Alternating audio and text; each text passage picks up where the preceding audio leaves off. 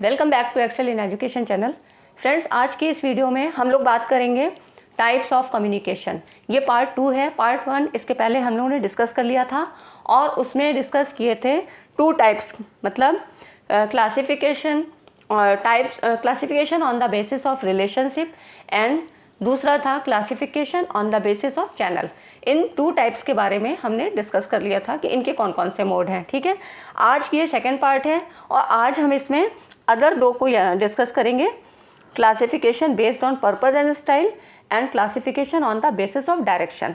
तो वीडियो को आप लोग पूरा देखिएगा और बिल्कुल भी स्किप मत करिएगा, क्योंकि कुछ ऐसे कम्युनिकेशन के टाइप्स हैं जैसे ग्रेप वाइन, डाउनवर्ड, अपवर्ड, और तो इस तरह से अपवर्ड, डाउनवर्ड, लेटरल, तो ये काफ़ी सारे कम्युनिकेशन के टाइप्स हैं जो आपके एग्जाम में पूछे जाते हैं, लेकिन टर्म्स के बारे में क्लियरिटी नहीं होती है, इसलिए क्या होता है वो क्वेश्चन गलत हो जाते हैं।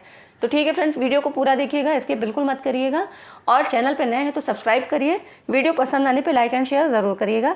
चलिए स्टार्ट करते हैं। तो यहाँ पर देखिए, ये है पर्पस एंड स्टाइल के अकॉर्डिंग है ये क्लासिफिकेशन। तो इसमें हम पढ़ते हैं फॉर्मल एंड इनफॉर्मल कम्युनिकेशन।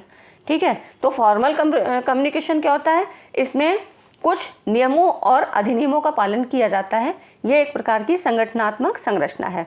तो इस तरह का जो ये कम्युनिकेशन होता है, किसी भी संगठन के लिए औपचारिक संप्रेषण प्रणाली आवश्यक होती है, क्योंकि इसमें नियमों का, रेगुलेशंस का, इन सब का इनको मानना पड़ता है। ठीक है, और इसकी जो मुख्य फीचर्स क्या हैं, इसमें सही भाषा और सही उच्चारण की आवश्यकता होती है।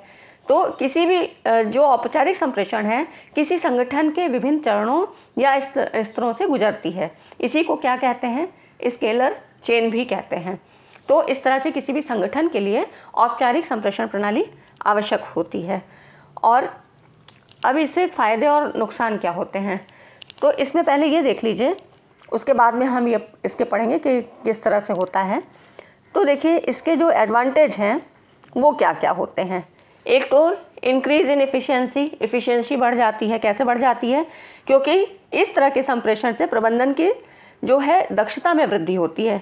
यहाँ पर एक निश्चितता का, एक कंटिन्यूटी, निश्चितता, डिसिप्लिन में रह के काम किया जाता है।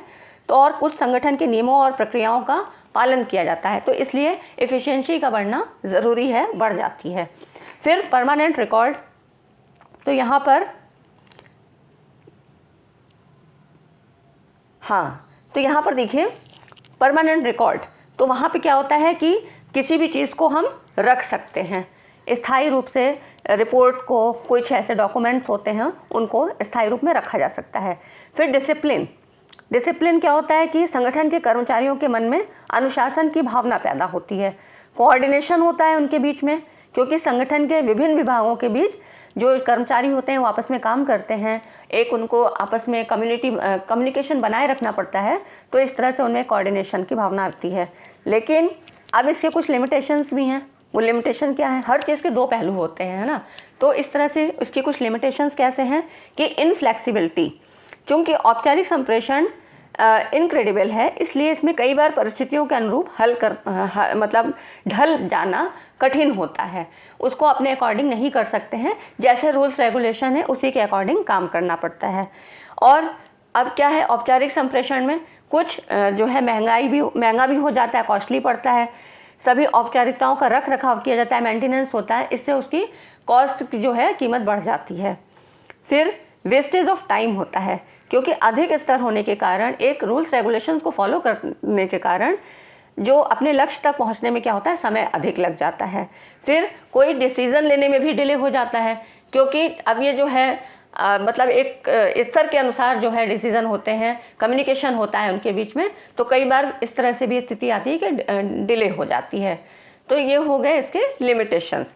अब यहाँ पर देखिए, इसको औपचारिक संप्रेषण 3 दिशाओं में संचालित होता है, ये जानना भी ज़रूरी है।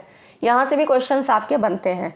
तो उसमें कौन कौन से हैं, पहला है डाउनवर्ड, अपवर्ड और लेटरल। ठीक है, लेटरली या इसको डायगोनल भी कहते हैं।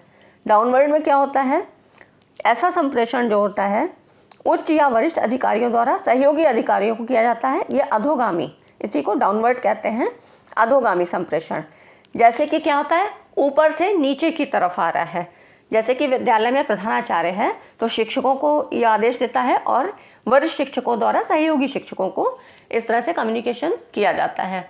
तो यहाँ ये ज़्यादातर क्या है, विद्यालय प्रबंधन इस तरह से इन सब चीज़ों का यूज़ होता है। तो ये डाउनवर्ड कम्युनिकेशन हो गया। फीचर्स समझते चाहिए, क्योंकि ऐसे जो है वहाँ पे कंडीशन दे दी जाती है। जब नेट का पेपर आता है तो वहाँ पे कंडीशन दे दी जाती है कि इसमें से कौन सा जो है कम्युनिकेशन हो रहा है। इसके अलावा जो मैं और अब देखिए यहाँ पर मैंने मेरी जो कम्युनिकेशन के टाइप्स पर वीडियो बन रही हैं वो 2 अब तक आ चुकी हैं, अभी तीसरी और आएगी। उसमें आपका mass communication, group communication, classroom communication, intercultural communication, ये सारी चीज़ें मैं उसमें कवर करूँगी, क्योंकि एक ही वीडियो में तो ये पॉसिबल नहीं है। ठीक है, अब यहाँ पर देखिए अपवर्ड कम्युनिकेशन ये क्या होता है। वैसा संप्रेषण जो सहयोगी अधिकारियों द्वारा उच्च या वरिष्ठ अधिकारियों या प्रशासकों को संप्रेषित किया जाता है। मतलब जो नीचे के लेवल लोग हैं वो अपने से बड़े अधिकारियों को ऐसा कम्युनिकेशन करते हैं। ये ऊपरीगामी या इसी को अपवर्ड कम्युनिकेशन कहते हैं। मतलब डाउनवर्ड और अपवर्ड क्या है, एक दूसरे के अपोजिट है। अब लेटरल एंड डायगोनल क्या होता है, ये संप्रेषण जो संगठन या संस्था के विभागों के विभिन्न कर्मचारियों के मध्य होता है। इसमें ऐसा कुछ नहीं होता है कि नीचे लेवल का आदमी ऊपर वाले से बात नहीं कर सकता है या ऊपर वाला नीचे वाले से बात नहीं कर सकता है। इसके संदर्भ में देखिए यहाँ पर एक ये थे, इन्होंने डेविड आर हैम्पटन, इन्होंने जो है ये शिक्षा शास्त्री थे, इन्होंने बताया कि समानांतर संप्रेषण तात्पर्य विभिन्न विभागों में कार्य करने वाले समान वर्ग के व्यक्तियों के बीच संप्रेषण है। तो ये हो गया समानांतर। और विकिरण संप्रेषण का तात्पर्य दूसरे विभागों के उच्च तथा निम्न श्रेणी के व्यक्तियों के साथ संप्रेषण से है। तो इस तरह से देखिए यहाँ पर फर्क है ना, लेटरल और डायगोनल में फर्क है। समानांतर संप्रेषण में विभिन्न विभागों में कार्य करने वाले समान लेवल के लोगों के बीच कम्युनिकेशन होगा, और डायगोनल में क्या है, दूसरे विभाग के उच्च तथा निम्न श्रेणी के व्यक्तियों के साथ संप्रेषण होगा। जैसे फिजिक्स के जो है हेड हैं तो वो केमिस्ट्री वाले जो टीचर्स हैं या और जो एसोसिएट टीचर, असिस्टेंट टीचर होते हैं उनसे भी बात कर सकते हैं। तो विभिन्न विभाग हो गया और दूसरे लेवल के टीचर्स हो गए। तो ये हो गया, इसको ज़रूर समझ लीजिएगा, ये इम्पॉर्टेंट है। ठीक है, तो यहाँ पर अब देखते हैं अब इनफॉर्मल कम्युनिकेशन क्या होता है। तो इनफॉर्मल में क्या है, यहाँ पर व्यक्ति समूह अनौपचारिक संप्रेषण के बिना, क्योंकि संस्थान में जो है अनौपचारिक संप्रेषण के बिना संभव नहीं होता है, तो वहाँ पर क्या होता है कि औपचारिक अनौपचारिक दोनों ही चाहिए होते हैं। कोई भी संस्थान हो या व्यक्ति समूह हो, तो वहाँ पर अगर ये कहें कि खाली फॉर्मल से काम चलेगा, ऐसा भी नहीं होता है। तो किसी भी संगठन में अनौपचारिक संप्रेषण प्रणाली के साथ साथ औपचारिक संप्रेषण प्रणाली अपने आप ही सम्मिलित हो जाती है। तो इस तरह से यहाँ के कर्मचारियों की सामाजिक आवश्यकताओं को पूरी करती है। जैसे अब आप किसी इंस्टीट्यूट में हैं, कहीं विद्यालय में हैं, कहीं विद्यालय प्रबंधन में हैं, किसी भी ऐसे ऑर्गेनाइजेशन में हैं, तो वहाँ पर क्या है, हमेशा क्या रूल्स रेगुलेशन के अकॉर्डिंग तो आप नहीं बात करेंगे, है ना।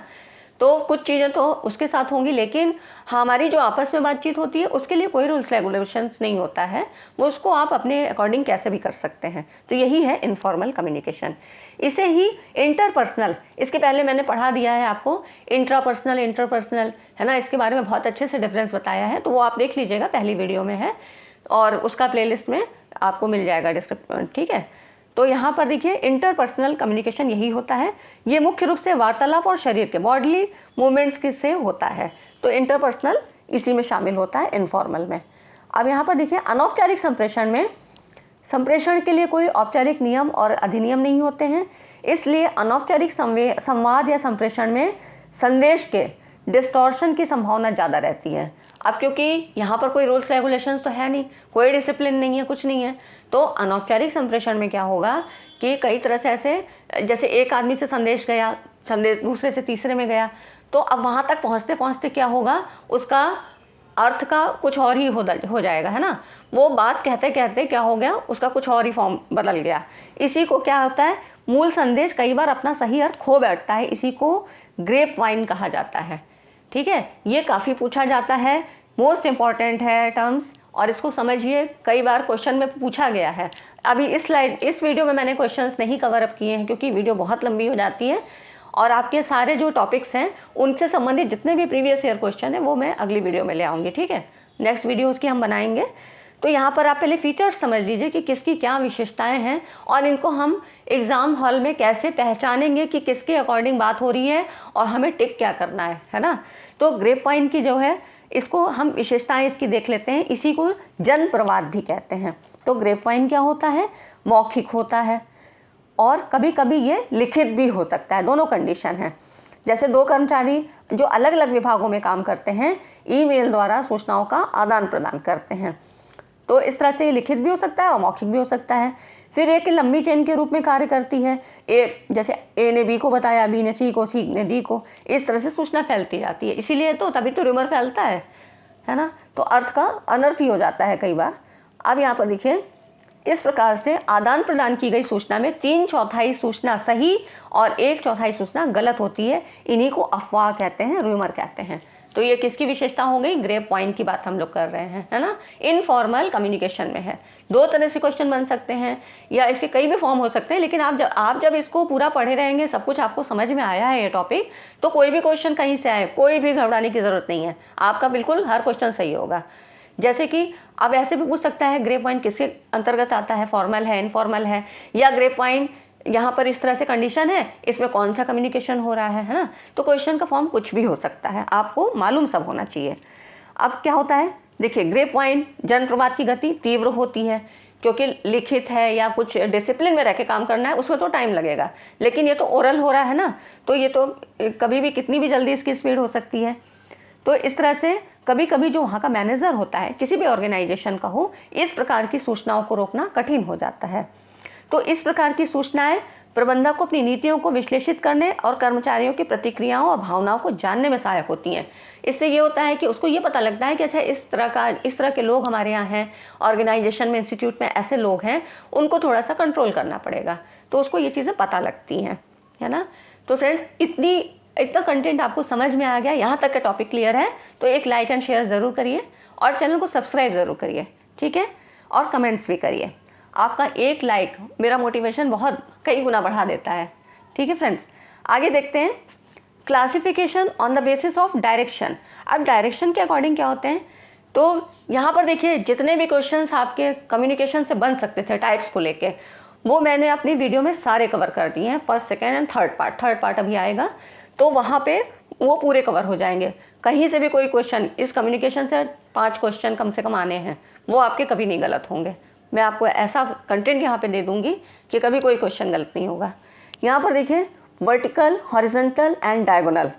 अब इसमें क्या होता है, वर्टिकल में क्या होता है, ये मुख्य रूप से औपचारिक संप्रेषण होता है। इसमें औपचारिक संप्रेषण तंत्र जैसा ही होता है। तो यहाँ पे औपचारिक संप्रेषण कैसे होगा, नीचे से ऊपर और ऊपर से नीचे दोनों हो सकता है। वर्टिकल मतलब ऐसे भी हो सकता है और ऐसे भी हो सकता है। जैसे कि जो मुख्य अध्यापक होता है शिक्षकों को निर्देश देता है और शिक्षक मुख्य अध्यापक को रिपोर्ट करते हैं। निर्देश तो नहीं दे सकते हैं, ऑर्डर तो नहीं दे सकते हैं, लेकिन वहाँ पे वो अपनी रिपोर्टिंग करते हैं। और तीसरा पॉइंट है, इस तरह का संचार विभिन्न स्तर के लोगों के बीच होता है। तो इस तरह से ये हो गया वर्टिकल कम्युनिकेशन। हॉरिजॉन्टल में क्या होता है, जब किसी संगठन के एक ही स्तर के लोग आपस में संप्रेषण करते हैं तो उसे क्षैतिज मतलब ऐसे होता है ना, डायरेक्शन के अकॉर्डिंग। तो इस तरह से लेवल क्या हुआ, सेम हुआ। उसमें क्या था, वर्टिकल था, ऊपर से नीचे या नीचे से ऊपर, तो यहाँ पर सेम लेवल होगा। तो इसके अंतर्गत औपचारिक और अनौपचारिक दोनों ही संप्रेषण आ जाते हैं। यदि किसी संगठन में विभिन्न व्यक्तियों या विभागों में परस्पर निर्भरता ज़्यादा हो तो क्षैतिज संप्रेषण होने की संभावना रहती है। तो इस तरह से ये संचार एक सीधी रेखा की तरह बहता है ना। मतलब एक सीधी रेखा में बहेगा, ठीक है। तो इस तरह से ये हो गया आपका हॉरिजॉन्टल कम्युनिकेशन। अब डायगोनल देखते हैं। अब यहाँ पर हायरार्की की बात करता है। पद सोपान का मतलब क्या हुआ, नीचे से ऊपर बढ़ते क्रम में। तो इसमें क्या होता है, जब हायरार्की के विपरीत, पद सोपान के विपरीत विभिन्न स्तरों के अधिकारी और कार्मिक एक दूसरे से संपर्क स्थापित करते हैं तो उसको डायगोनल कहा जाता है। डायगोनल में मतलब कि जो विपरीत स्तर के लोग हैं, विभिन्न स्तर के हैं और विभिन्न स्तर के हैं, विभिन्न विभाग के हैं, हायरार्की के अनुसार वो एक दूसरे से किसी से भी बात कर सकते हैं। डायगोनल का मतलब ऐसे होता है, ऐसे इसका वो होता है, ठीक है, सिंबल। तो यहाँ पर ये किसी से भी बात कर सकते हैं, ये हो गया डायगोनल। इसमें संप्रेषण विभिन्न विभागों में पृथक स्तरों के बीच होता है। तो डिफरेंट विभाग हो गए, डिपार्टमेंट्स भी अलग हो गए और लेवल्स भी डिफरेंट हो गए, तो ये डायगोनल हो गया। जैसे कि किसी यूनिवर्सिटी के फिजिक्स के जो हेड हैं, ये रसायन विभाग के किसी भी शिक्षक से प्रत्यक्ष संप्रेषण स्थापित कर सकते हैं। और इससे क्या फ़ायदा होगा? समय की बचत होगी, है ना, जल्दी डिसीजन हो जाएगा, किसी चीज़ का कम्युनिकेशन जल्दी हो जाएगा। तो ये सारे इसके एडवांटेज होते हैं डायगोनल के। ठीक, तो ठीक है फ्रेंड्स, आज की वीडियो में इतना ही। और चैनल को सब्सक्राइब जरूर करिए, क्योंकि अब जो वीडियो आएगी उसमें आपके नेट के सिलेबस के अकॉर्डिंग, जो नेट का नया सिलेबस है उसके अकॉर्डिंग जो कुछ चीज़ें ऐड की गई हैं, वो सारे टाइप्स ऑफ कम्युनिकेशन हम यहाँ पे बता देंगे। ठीक है फ्रेंड्स, मिलते हैं अगली वीडियो में। और वीडियो को लाइक करिए, शेयर करिए, चैनल को सब्सक्राइब करिए। ठीक है, thanks for watching this video.